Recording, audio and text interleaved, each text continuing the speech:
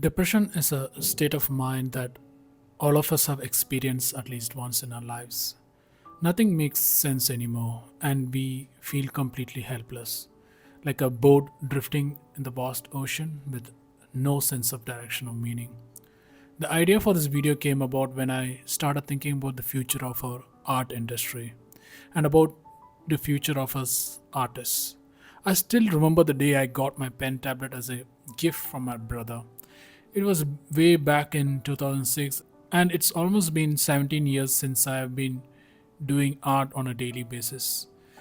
The journey was never smooth. There had been a lot of ups and downs, but I enjoyed every bit of it.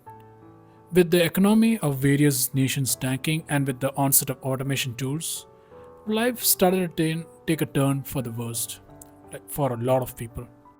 The prospect of getting fired or not finding a job loomed over a number of people's heads. We artists are no exception. I personally know many people who haven't worked for several months and are hanging by the thread just trying to survive. Back in 2022, when the AI tools started becoming more well known, their capabilities were pretty limited. But as time passed, things started to change. Suddenly, you were able to achieve high quality art in just a matter of minutes, and that too, just using a couple of words. Soon, these artworks started flooding the social media, and the ensuing chaos was too overwhelming. By utilizing the various art styles it was fed, and with terabytes of artwork that was available in the internet, it grew into a behemoth, overshadowing even the greatest artists who had taken decades to develop their style. Now, anyone with an access to these programs could proclaim themselves as so called artists or prompt engineers.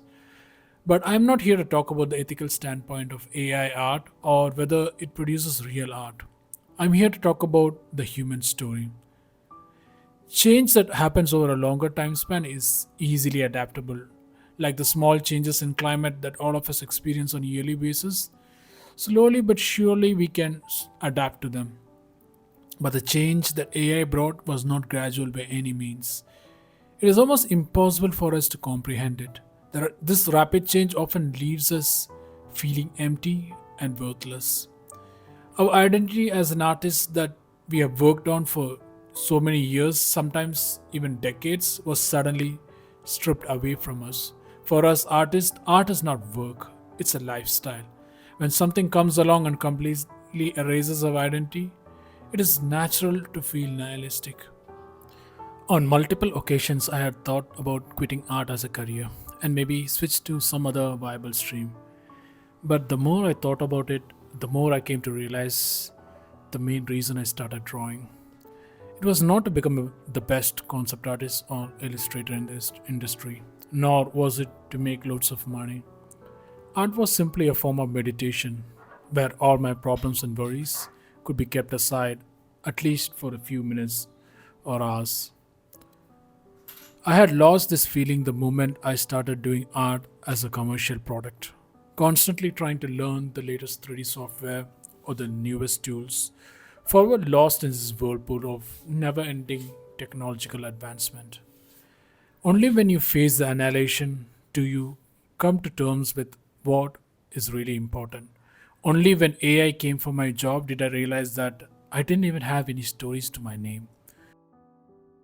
I was working on bringing other people's story to life, but I had my own stories to tell that I had conveniently locked away in a cupboard labeled maybe later. This realization helped me to start working on my own personal IPs. The joy it had brought back was substantial, and it even helped me to find a new meaning for my life, a life of a storyteller. To overcome our art block, we must truly understand what motivates us. If it's money, then you're in the wrong field, my dear friend. I'm not saying money is not necessary, but it should be a consequence of doing what you would love to keep working on. It could be something as simple as doing traditional sketches or paintings, Or maybe you can create your own merchandise from your own, like the personal project you're developing. It could be anything physical or tangible that people would love to own. Try to find what ignites your passion. In this world where everything is automated and made by machines, people have started to cherish the imperfection of things that are made by humans. The demand for such products will never fade. And I think finding a balance between what we love doing and what brings in the money will remain a constant question all throughout our lives.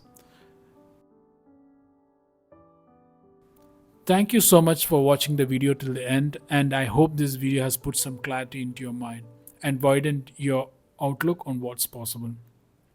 If you'd like to learn on how I make my artworks, or if you like to learn more about my philosophy in art, do check out my website www.gbjoseph.com.